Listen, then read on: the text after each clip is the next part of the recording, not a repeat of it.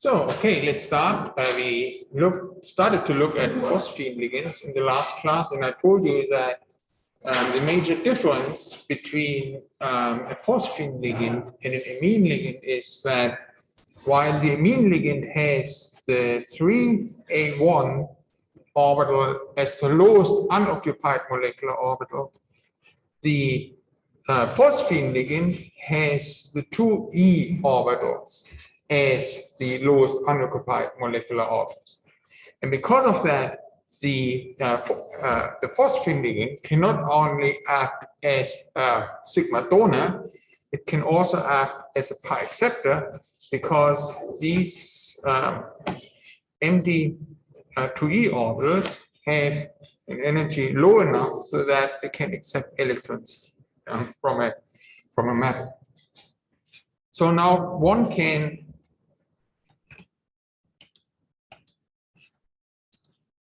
fine-tune the properties of a phosphine ligand by attaching substituents, okay, by replacing the hydrogen atom with the phosphine by other substituents. They can be either organic or inorganic substituents. And depending on the electronic properties of these substituents, one can tune the sigma donor and pi acceptor properties. But generally, when we go to more electron donating substituents, then the sigma donor properties increase and the pi acceptor properties decrease.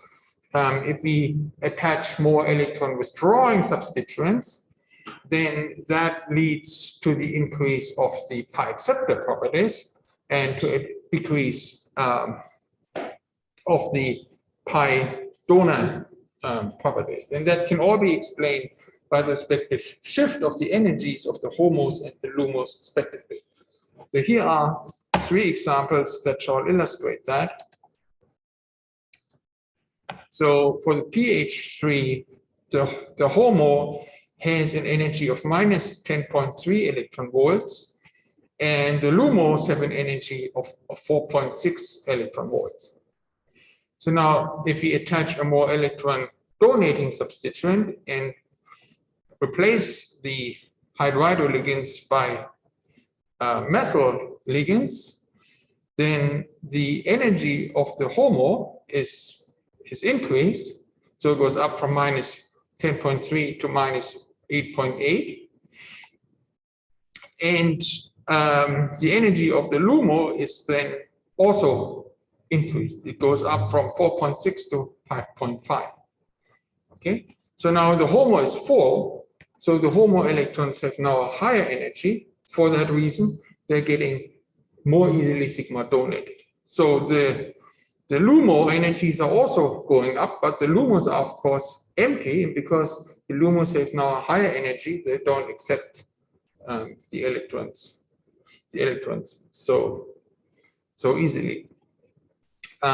We go into the other direction, we can substitute the hydridoligands by fluoroligands. Of course, the fluoroligands are very electron withdrawing, so that lowers the energy of the HOMO from minus 10.3 to minus 12.5, and therefore the electron lone pair at the phosphine ligand does not so easily donate electrons anymore in a sigma fashion. However, you also see that the LUMO energies are being decreased, and for that reason, the LUMOs now accept more easily electron density from the metal. So the pi acceptor properties are actually increased.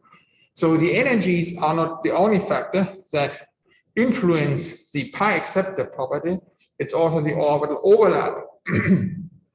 So remember the 2E orbitals that are accepting the pi electrons are actually anti-bonding orbitals. And you have learned that anti-bonding orbitals are primarily located at the more electropositive atom. Okay?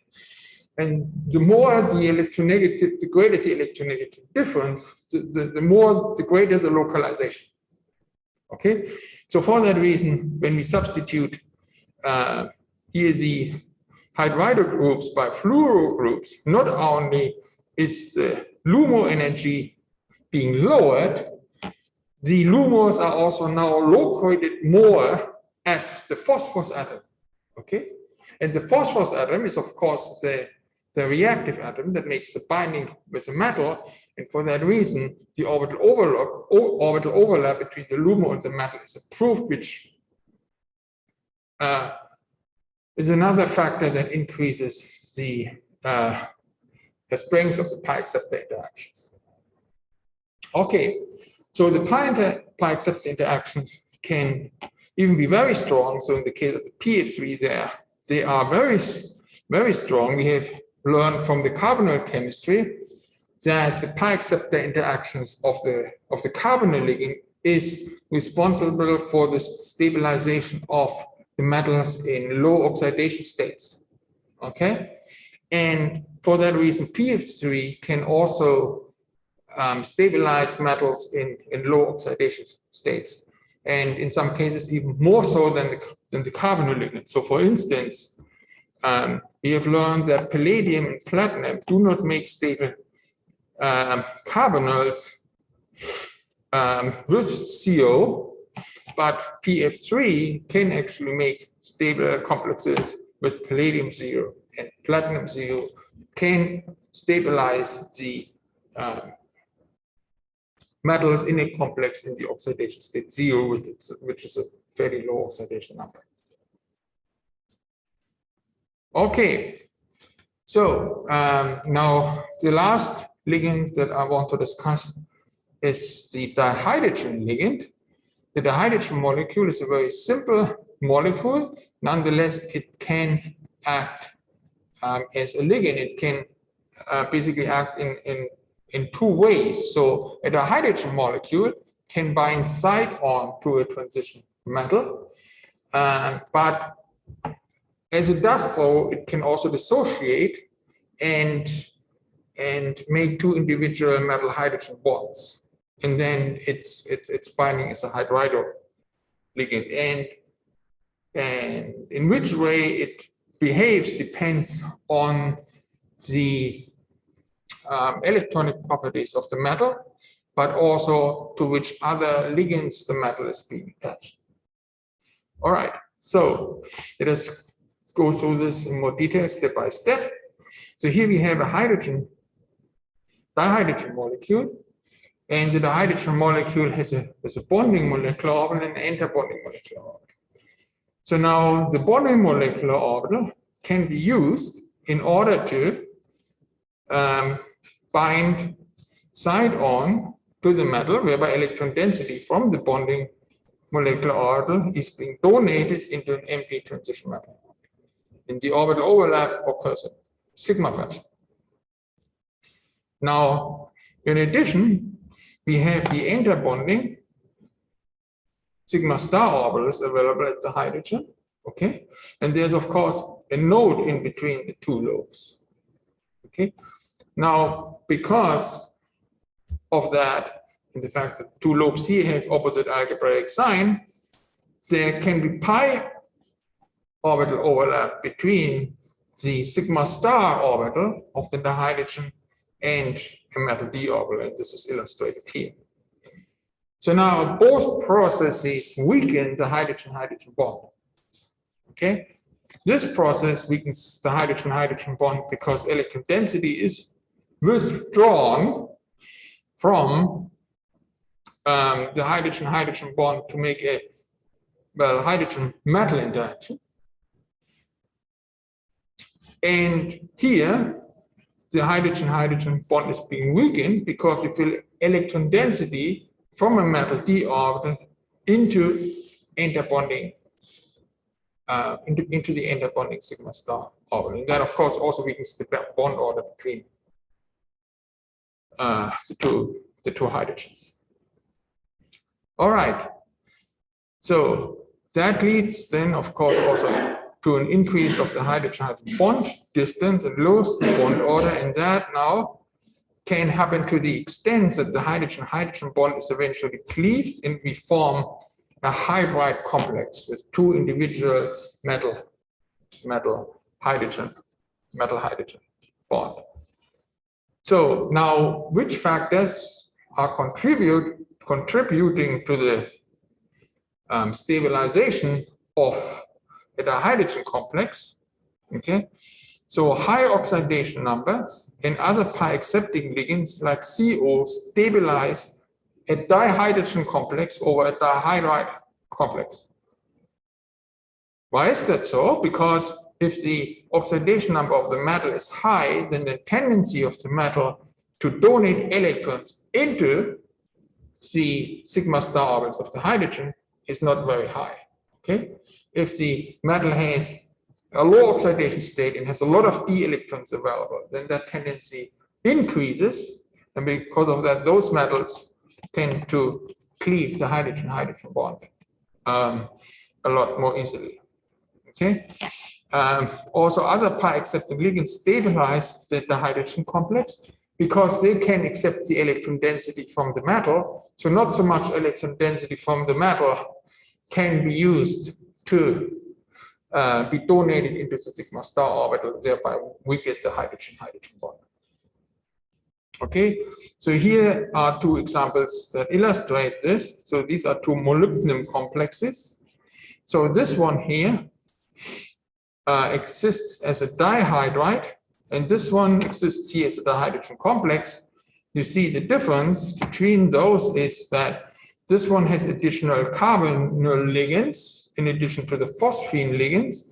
So the carbonyl ligands can accept electron density from the metal in form of pi-acceptor interactions.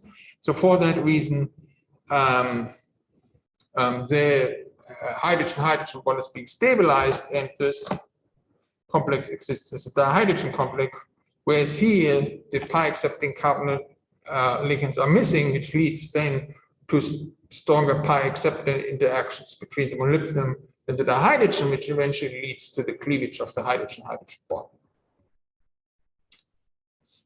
Okay, so then we have finished up with this chapter, and now I wanted to start the last chapter in this course, which will be about organometallic reactions and catalysis with organometallics. So now you will learn what we can actually do with the organometallic complexes that we discussed, the metallocenes as well as the carbonyls primarily, what reactions they can undergo, and how that can be used in catalysis to make useful molecules. All right, so first we will look at reactions that involve a modification of the ligands in some way. Oh, wait a moment. Yeah, too fast.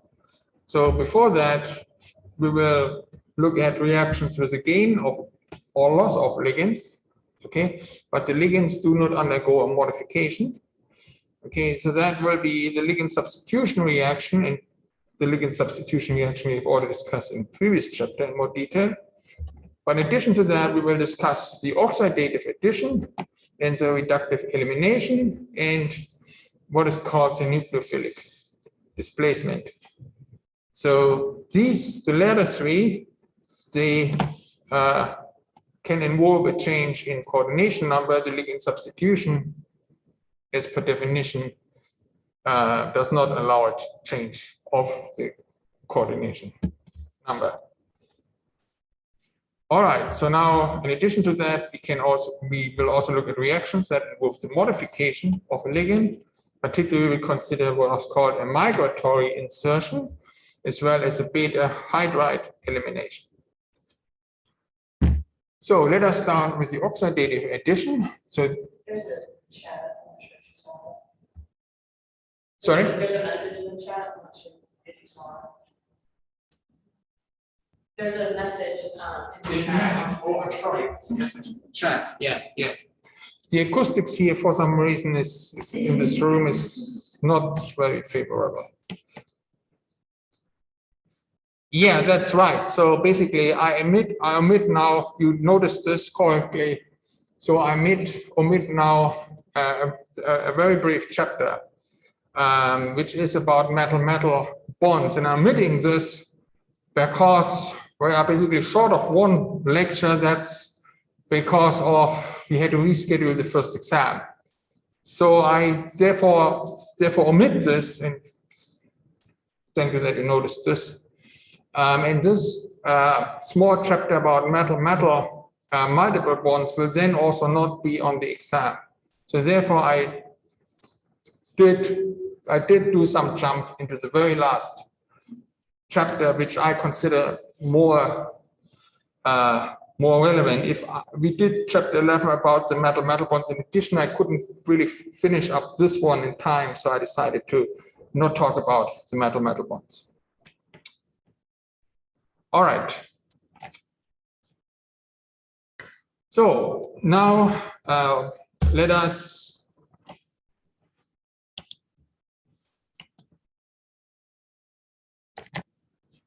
go to the first reaction, the oxidative addition. So an oxidative addition is a reaction in which one or more ligands are added to the metal of a complex and it oxidizes it. So there are several types of oxidative additions. So first of all, we can distinguish between so-called cis and trans oxidative additions. I will explain in a moment what that means. We also can distinguish between mono and dinuclear oxidative additions. And here are just a few examples for that. So let's first look at mononuclear cis addition. So mononuclear means that we have only a single metal involved. So in this example, it's an iridium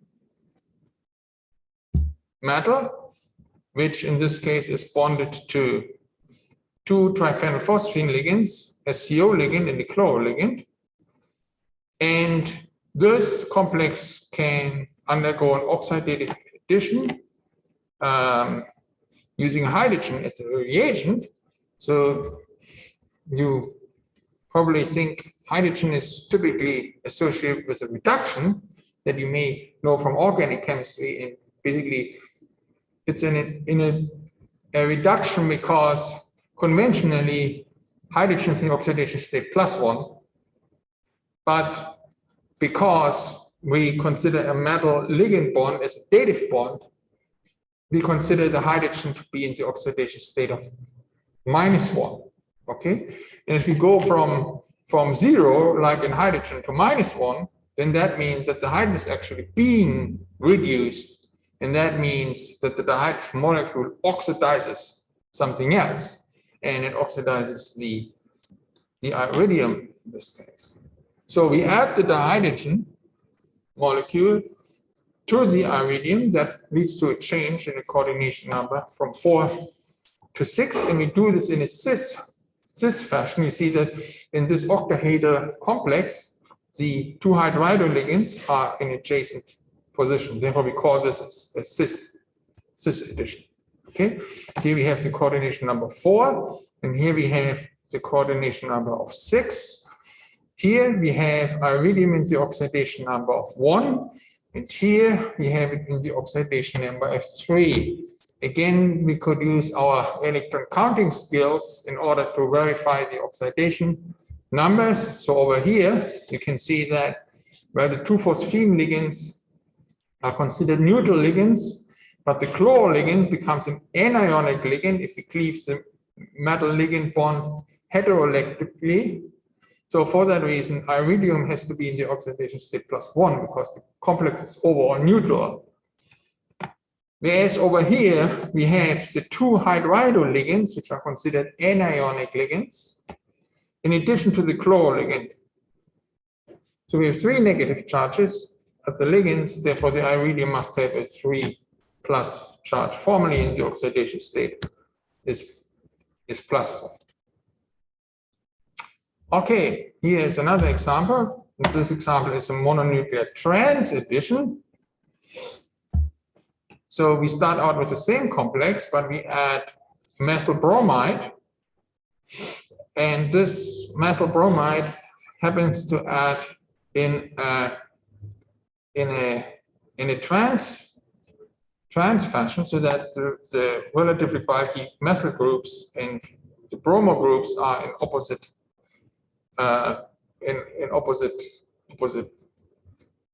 position.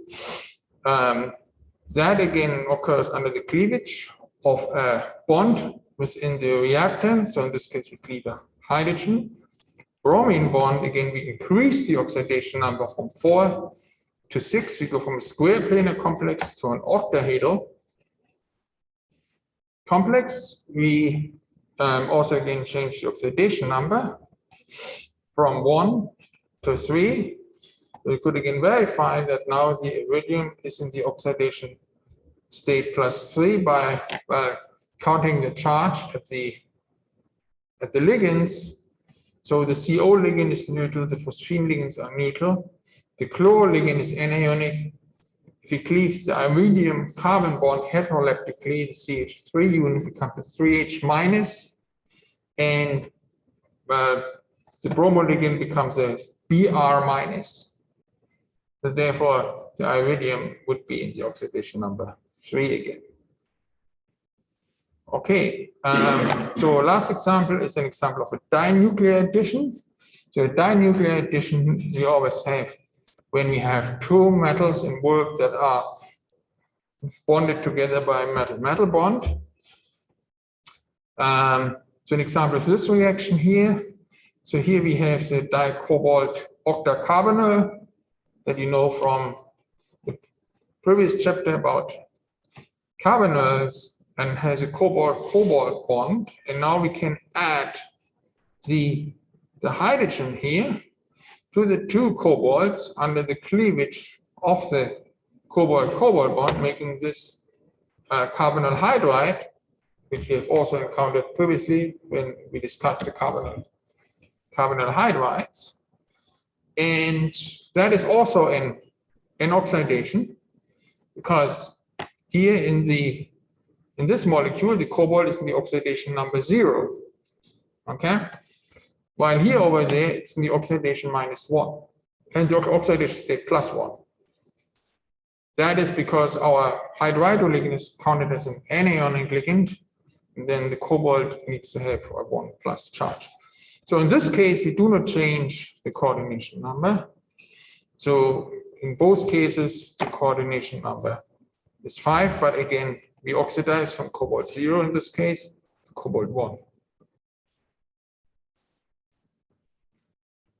Okay, so there is one more form of an oxidation addition, which is oxidative addition with intact ligands. So in the previous examples, our reactant always disintegrated. So the hydrogen bond cleave or the carbon-bromine bond cleave. Not necessarily this is always the case. In particular, this is not the case when the ligand has multiple bonds. So for instance, when we add an alkene and alkyne, also oxygen would be an example, because in oxygen we also have a double bond in oxygen, double bond in this case. All right. So so they do not lose their integrity. However, the bond order within the ligand is getting lowered, because some of the electrons that is used for bonding within the ligand is now being used in order to make bonding to the metal. So the bond order will be reduced, but not to the extent that the entire ligand breaks apart. So here's just one example to illustrate this.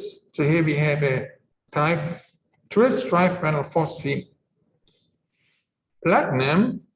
Here the platinum is in the oxidation number 0, the triphenyl phosphine ligands, they have a neutral, they are neutral. When we cleave the platinum phosphine bonds heterolaptically, that gives the platinum the oxidation state 0. So to that complex, we add this alkyne with this carbon-carbon triple bond, and that reduces the bond order in the alkyne from 3 to 2, and the 2 electrons in the second pi bond within the alkyne are now being used to make two platinum carbon single bonds. Okay, so in this case, the oxidation addition occurs under the loss of another ligand. So one triphenylphosphine ligand is being lost in this case. So we go from a coordination number 3 in this case to a coordination number of 4. Again, we can verify that this is an oxidation by determining the oxidation number of the platinum here. So our two triphenylphosphines that remain, where they are still neutral. But if we assign this electron pair and this platinum carbon bond to this carbon, then this carbon gets a negative charge. And if you assign this electron pair here and this platinum carbon bond to this carbon also gets a negative charge. So we have actually two negative charges at the ligand. So overall, this is a neutral complex, and for that reason, the platinum must have an oxidation number of +2. Okay, so we go from 0 to +2 in this case. All right, so let's go from the oxidative addition to the reductive elimination. So the reductive elimination is nothing else but the reverse of the oxidation addition. For mechanistic arguments, it can only occur when the two ligands are in cis position. So that means cis oxidative addition is actually reversible, while a trans oxidation addition is not reversible. All right, so it's the reverse of the oxidation addition and requires reactive ligands to be in cis position. So therefore, the very first reaction that we looked at, the reverse of it would be a reductive elimination. So here we would start out from our octahedral iridium complex, now having two hydridoligands in a cis position. And this molecule can undergo a reductive elimination because statistically, through vibration, these two hydrogen atoms can come closer together, thereby forming a bond between them. And that bond formation would go at the expense of the iridium hydrogen bond. If the process is complete, well, then we would have eliminated the dihydrogen molecule from the complex, and we would have then this iridium complex, which is square planar and which is in the oxidation state +1 again. Okay, so now oxidative additions and reductive eliminations have a lot of applications in catalysis to make useful molecules. And I just want to show you one example, which is the catalytic deuteration of benzene. So you know that deuterated benzene is an important reagent in NMR spectroscopy. You can use it as a solvent in NMR spectroscopy. But of course, we have to make our deuterated benzene somehow. And the deuteration process involves a tantalum complex, which is shown here, and through a series of oxidative additions and reductive elimination, we can convert ordinary benzene using D2 deuterium to deuterated benzene. And this works mechanistically now the following way. So here we have our catalyst, and this catalyst is actually the so-called pre-catalyst. That means we need a reaction on our pre-catalyst to make the actual catalyst, which then goes through a catalytic cycle. So in this case, the reaction that produces the catalyst is a reductive elimination. In particular, the catalyst loses a dihydrogen molecule to produce this species here, which is the actual catalyst. So we can easily verify that this is a reductive elimination of hydrogen by determining the oxidation number of the tantalum. So in this case, the tantalum is in the oxidation number. Here we go.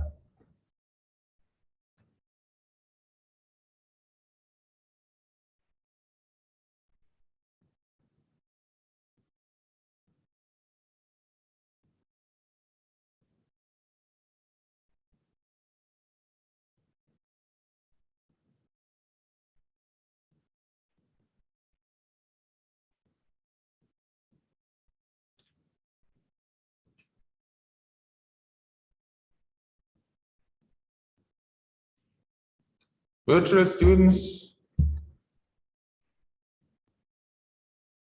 any suggestions from you?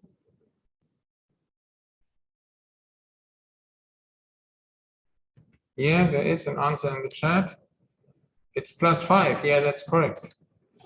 Okay, so the cyclopentadienyl ligand is considered to be a cyclopentadienyl anion. Okay, so if two of these anions, and the hydridoligands are also considered anions, H-. So we have 5 ligands that have a 1- charge each.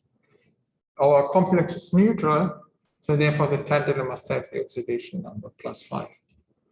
So if we reduce 2 hydridoligands, well, then we reduce 2 anionic ligands. And for that reason, then the tantalum has the oxidation state +3, correct. So now this is our actual catalyst. So this catalyst can react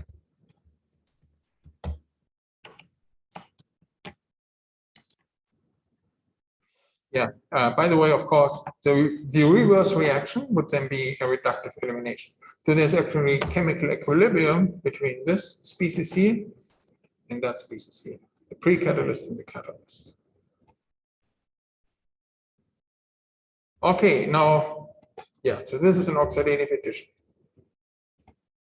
So now this species here can undergo an oxidative addition with benzene. Okay, so we cleave a carbon-hydrogen bond within the benzene, and we add a phenyl fragment to the tantalum, but a hydrido fragment also to the tantalum. So that gives this complex here. Now, you of course have added a ligand. We have done this in an oxidative fashion because, again, as you determine the oxidation number of the tantalum, you will find that we have gone from 3 to 5. We see that we have 1, 2, 3, 4, 5 ligands with a 1- negative charge around. Therefore, tantalum must have again +5 charge. So now that species here can undergo a reductive elimination. So a dihydrogen molecule can be reductively eliminated, leading to this complex here, which has now 2 cyclopentadienyl ligands, as well as a phenyl group attached. So in this case, the tantalum is again in the oxidation state +3. Okay, we have a phenyl group, which is anionic. We have the cyclopentadienyls, which are anionic as well. So now this species can add deuterium D2. So in principle, this step is the reverse of this step. Okay, it's just that a D2 molecule is involved instead of an H2 molecule. So through an oxidative addition of D2, we can form this complex in which we have tantalum again, the oxidation number +5. And then in the last step, we can do a reductive elimination in which we form a carbon-deuterium bond at the expense of the tantalum-deuterium bond and the tantalum-carbon bond. So the phenyl group is in the cis position to the deuterium, therefore we can do, or reductive elimination can happen to this molecule. So that now forms our original catalyst back. Okay, and the catalytic cycle can begin. The only difference between the original catalyst and the catalyst formed now is that we have now a tantalum deuterium bond directly, but that is of course not hindering further catalytic cycles in which further hydrogens in the benzene molecule are substituted by deuteriums until eventually all hydrogens are being replaced. Okay, so of course one would perform this reaction using an excess of deuteriums so that the equilibrium is shifted far to the right side, to the side of the hexadeterate benzene, because in principle this is all a chemical equilibrium, and the reverse reaction can of course also happen. Okay, so the last reaction of this category is the nucleophilic displacement. So a nucleophilic displacement involves the addition of a ligand without the addition of electrons.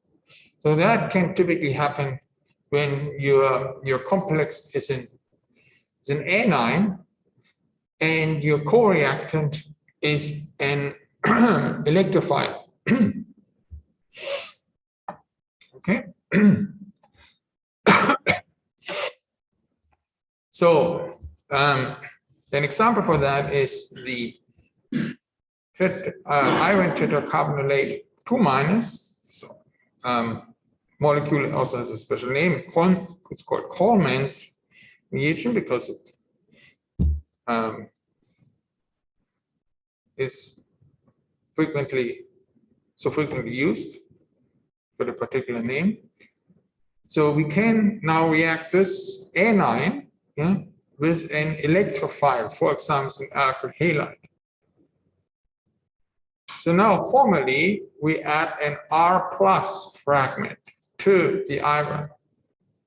Okay, that means that we do not add any electrons. Okay, so any electron making the iron carbon group in this case are coming from the iron, and as a co-product we form a halogenide.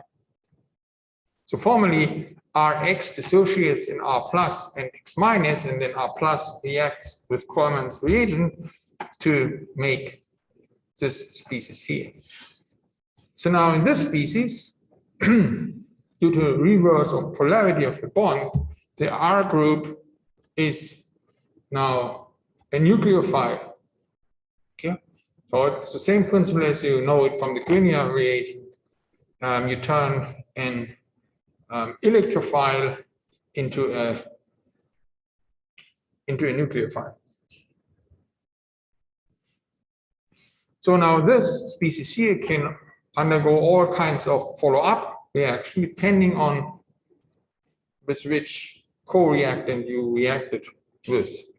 So for instance, if you just add protons, you can make an alkane. If you add O2, you can oxidize that group here to a carboxylic acid.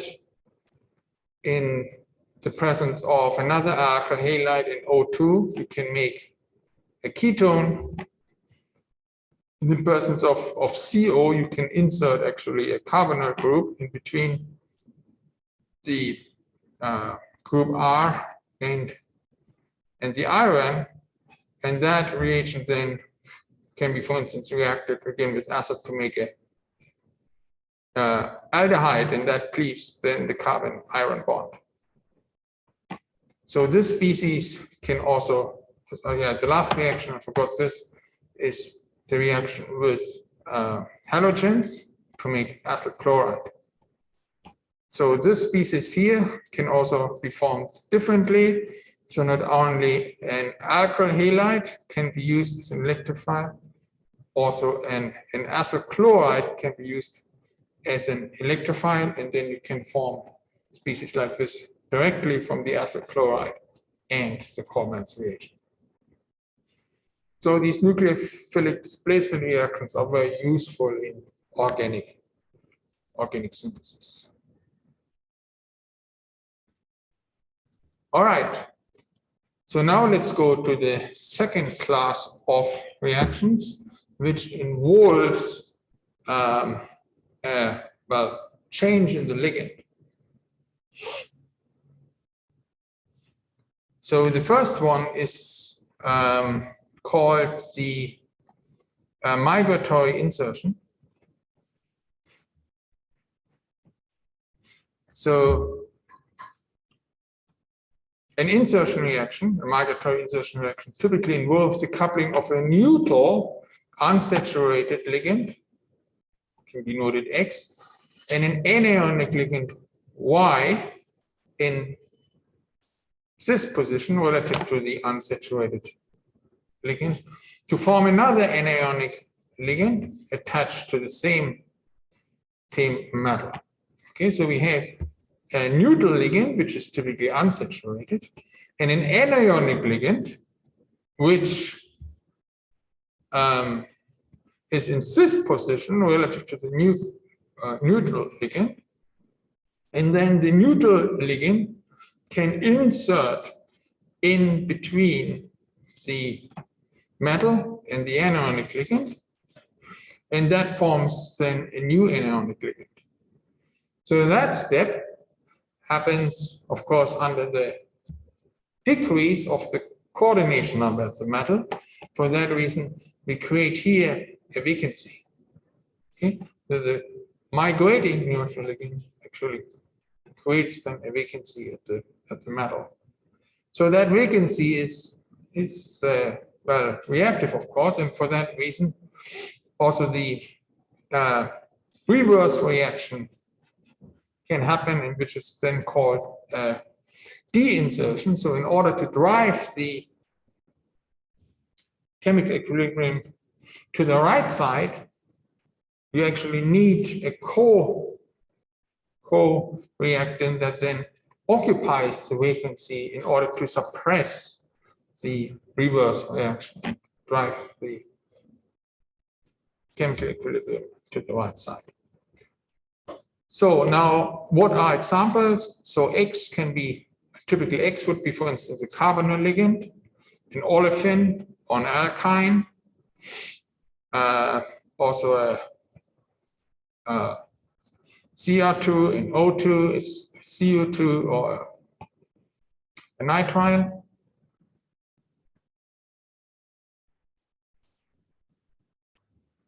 So Y, a typical Y would be, for instance, a hydridoligand, an alkyl ligand, an aryl ligand, an OR and a coxyl ligand, and an amido ligand in R2.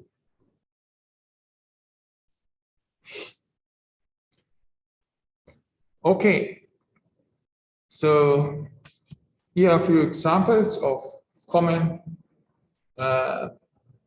carbonyl migratory insertion reactions. So one very common one is the carbonyl migratory insertion.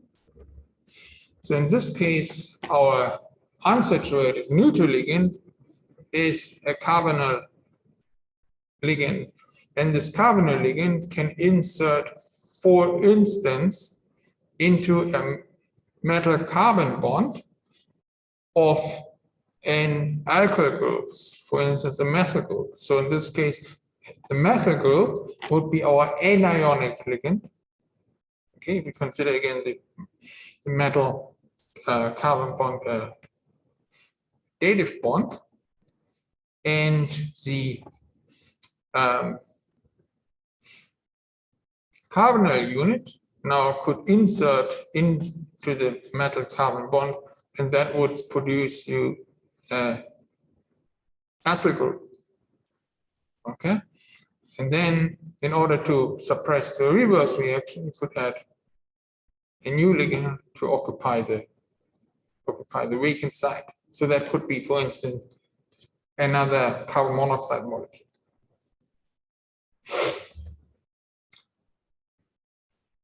So another example is olefin insertion, and it's reverse the beta-hydride elimination. In the case of an olefin insertion, our neutral unsaturated ligand is an olefin, whereby the olefin binds side on to the transition metal, basically donates its bonding pi electrons in a sigma fashion. It can of course accept metal electrons into its pi star orbitals. We've discussed this. And we can have, for instance, a hydrido ligand is our anionic ligand. So as we insert the olefin, well, we form a metal carbon bond and a carbon hydrogen bond. So in this case, our anionic group that we produce is an alkyl group. Okay, so as the olefin insertion happens, we create here a vacant site at the metal, and for that reason, again, the process is reversible, and the reversible of an olefin insertion is called a beta-hydride elimination. We call it a beta-hydride elimination because we call this hydrogen here a beta hydrogen because it's attached to a beta carbon atom. Okay, so the carbon atom which is directly bound to the metal is called the alpha carbon atom. The carbon atom which is second is called the beta carbon atom, and any hydrogen which is bonded to this beta carbon atom is called a beta hydrogen. Okay, so the beta-hydride elimination is actually the reason for the instability of many transition metal alkyl complexes. So for instance, this complex here, this platinum complex, isn't stable. It looks stable, like a stable molecule, so you would think, well, if you let it just sit, it should be stable, but actually it's not. And the reason for this is beta-hydride elimination. So this alkyl chain has beta hydrogens, and these beta hydrogens can be eliminated, okay, to make platinum hydrogen bonds, and then that leads to an alkene being bonded side on. Okay, and when this alkene is actually volatile, it can statistically also detach from the ligand and can just escape the bottle. And over the time, that leads then to the disintegration of the entire molecule. So I'm just showing you this here. So statistically, this complex can lose a triphenphosphine ligand that can create a vacant site. So the beta hydrogen can form a platinum hydrogen bond at the vacant site. So that leads to the cleavage of the carbon hydrogen bond. At the same time, this platinum hydrogen bond can cleave to make a carbon-carbon double bond, okay? And the formed olefin can then bind side on to the platinum. So that here would be a 1, 2, 3, 4. That would be a butene ligand. The butene is a gas, so statistically, this can detach also and over the time escape the bottle, which leads to the disintegration of of the complex. So by comparison, this complex is stable. So here we don't have butyl groups, but we have methyl groups. So the methyl groups don't have beta hydrogens. Therefore, the beta hydrogen elimination cannot happen. And as a consequence, the molecule is a lot more stable. All right, so I see our time is over. We'll finish up this chapter in our last class on Friday. And if you have any questions, we'll still be happy to answer any questions.